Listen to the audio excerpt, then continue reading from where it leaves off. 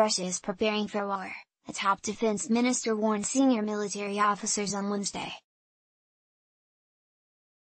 Tory Mark Lancaster insisted the Kremlin was getting ready for conflict after learning lessons from recent battles it has fought, and the new head of the army warned of an existential threat to Britain as he outlined the strength of Vladimir Putin's military.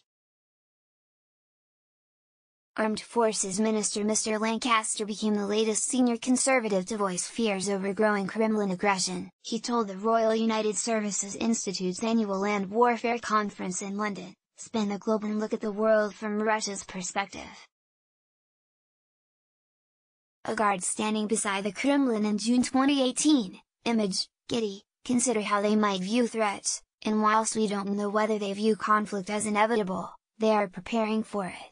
Lancaster also rejected claims Moscow's use of cyber operations and proxies shows they don't intend to get their hands dirty. He added, "There is an alternative thesis, that Russia have concluded that they are not ready for major combat operations, that they have learned the lessons from Georgia and the relative failure of their annexation of Crimea, and are now investing hard in the future of their conventional forces."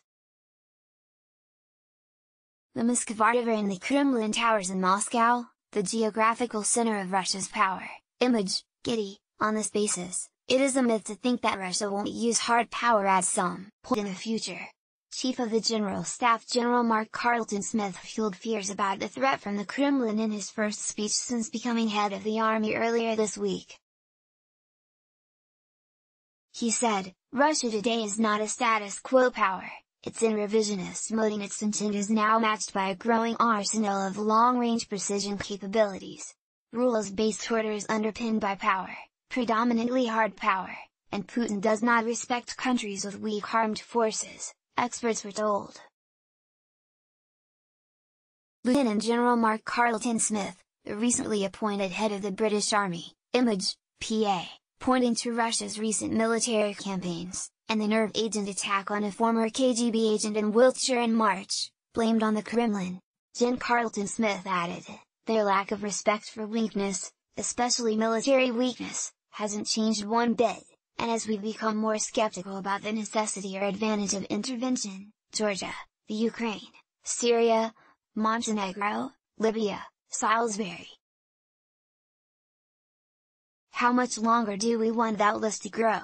While boosting cyber forces was necessary, traditional forces were also essential," he insisted.